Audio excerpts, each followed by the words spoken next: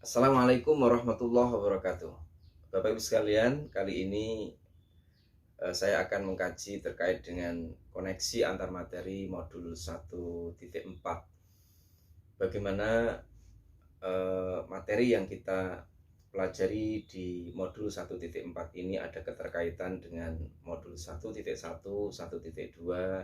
dan 1.3, dan kita memberi penekanan terutama pada bagaimana kita itu membangun dan mewujudkan budaya positif di sekolah itu sebagai titik tekan dari materi modul 1.4.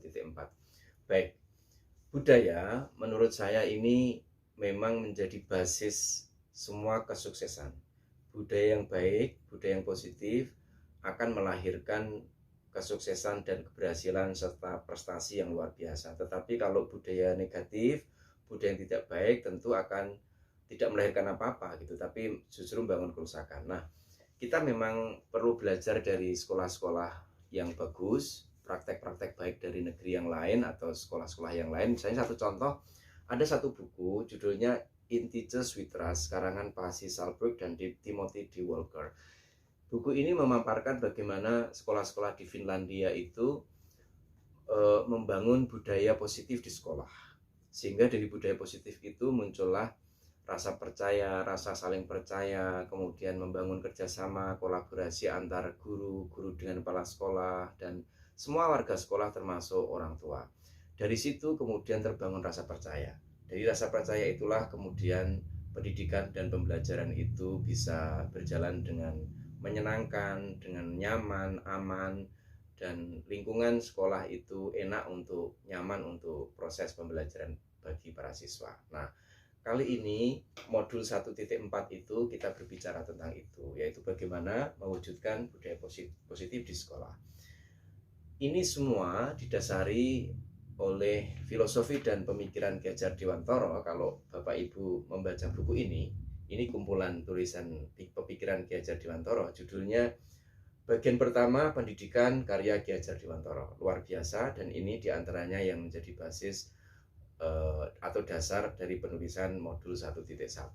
Bagaimana Ki Hajar Dewantara menyatakan bahwa pendidikan itu, pembelajaran itu adalah proses menuntun kodrat anak, gitu kan? Bahwa pembelajaran itu, pendidikan itu harus memerdekakan.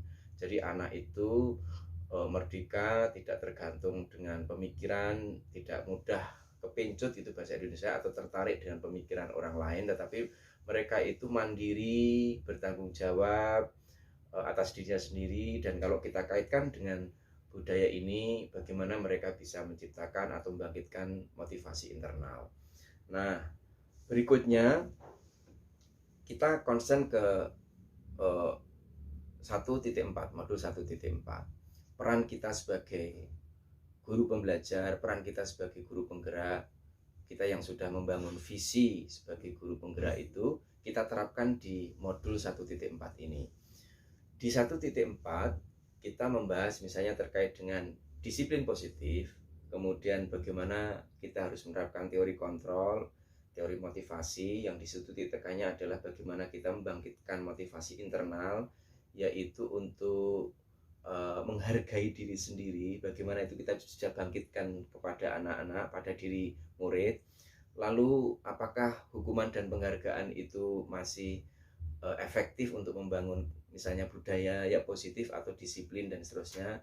Lalu bagaimana posisi kontrol guru? Apakah dia itu masih, kita ini masih sebagai penghukum atau pembuat rasa bersalah, atau sebagai teman atau pemantau atau manajer gitu. Lalu kita juga perlu memahami kebutuhan anak. Jadi setiap perilaku sikap anak itu sebenarnya mereka ini untuk memenuhi kebutuhan mereka. Apakah mereka ingin rasa aman, rasa disayang, apakah ingin kesenangan, apa misalnya dia ingin bebasan dan seterusnya. Itu perlu kita pahami juga. Lalu kita juga perlu tahu bagaimana cara membangun keyakinan kelas dan juga bagaimana menerapkan segitiga restitusi. Ini satu konsep yang luar biasa, yang saya kira ini bisa menjadi konsep-konsep pembangun dari budaya positif di sekolah yang perlu kita terapkan. Nah, saya sendiri ketika mempelajari hal ini, mempelajari konsep-konsep ini, terus terang saya mengalami satu apa ya namanya, semacam penyesalan lah ya gitu, karena praktek saya sebelum saya mempelajari konsep ini ternyata salah gitu. Saya banyak memposisikan diri saya itu sebagai penghukum, sebagai pembuat rasa bersalah. Jadi misalnya kalau ada anak terlambat masuk kelas, itu saya minta menutup pintu dari luar misalnya. Nah, ternyata itu termasuk sebagai penghukum gitu, karena kita belum bertanya apa alasannya terlambat dan tetapi kita sudah menghukum mereka gitu. Nah itu ternyata salah gitu ya. Nah tapi setelah saya mencoba untuk menerapkan ini saya merasa lebih nyaman gitu. Anak juga, para siswa juga merasa lebih nyaman. Pernah ada kejadian, ada anak yang siang itu bolos melompat pagar. Kebetulan karena saya sebagai wakil kepala sekolah, saya panggil anak itu, kemudian kita ajak berbincang, kita ajak berbicara. Apa alasannya? Salah satu alasannya adalah bosan, gitu ya. Jadi dia kebutuhan belajarnya tidak terpenuhi di situ, gitu. Karena dia bosan. Apakah mungkin karena cara gurunya yang mengajarnya tidak bagus dan seterusnya, atau monoton, tidak variatif, sehingga dia bosan. Tapi kemudian kita ajak berdiskusi gitu, terkait dengan masa depan dia. Kalau dia melakukan itu terus menerus, apakah itu menjadi bagus atau tidak. Lalu kita tawarkan bagaimana itu untuk memperbaiki diri. Dan alhamdulillah sekarang dengan cara begitu, walaupun proses ini butuh proses itu, tapi dia muncul kesadaran, muncul motivasi internal untuk memperbaiki diri. Dan inilah yang ditekankan di dalam konsep segitiga restitusi ya, di mana kita mencoba untuk menstabilkan situasi identitas, kemudian kita juga memvalidasi, kita bertanya tentang mengapa dia itu sampai terlambat, lalu kita mencoba untuk membangun keyakinan diri, untuk membangun motivasi internal mereka itu. Nah, itu gambaran saya yang pernah saya terapkan di sekolah saya ya, di SMA 2 Wonosari. Kemudian saya kira ini konsep-konsep yang perlu kita kembangkan di sekolah untuk membangun budaya positif di sekolah dan membangun lingkungan kelas maupun sekolah yang lebih nyaman dan aman. Saya kira itu yang perlu saya sampaikan terkait dengan koneksi antar materi di modul 1.4 sebagai garis bawah, bahwa kita perlu menerapkan filosofi Ki Hajar Dewantara. Kemudian kita sebagai guru juga perlu memerankan diri sebagai guru yang bisa menggerakkan, bisa menginspirasi dengan memerankan diri kita sebagai pemimpin pembelajaran, sebagai coach bagi guru yang lain, juga sebagai pembangun komunitas praktisi dan lainnya. Kemudian kita mencoba untuk kolaborasi, karena kita merubah ini itu tidak mungkin kalau tidak kita kolaborasi. Konsep kolaborasi ini juga yang perlu kita sampaikan sebagai nilai-nilai sebagai guru penggerak itu, sehingga nanti kita bareng-bareng bersama dengan guru yang lain bisa membuat perubahan dan kemudian tercipta budaya sekolah yang positif.